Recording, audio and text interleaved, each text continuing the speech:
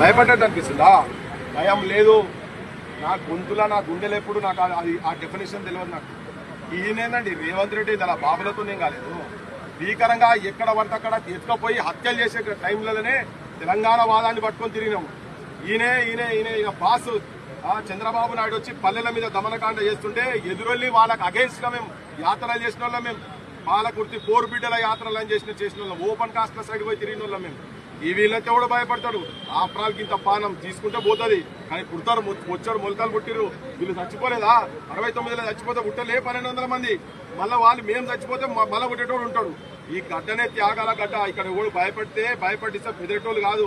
తర్వాత నువ్వు ఆడ బానిసత్వం చేసిన వాటికే నువ్వు ఆ ట్రైనింగ్ క్లాసెస్ పెట్టుకుని మా బొట్టలేదు అరెస్టులు చేస్తున్నావు, దాడులు చేస్తున్నావు, భయపడుతున్నావు అనుకోకు బిడ్డ.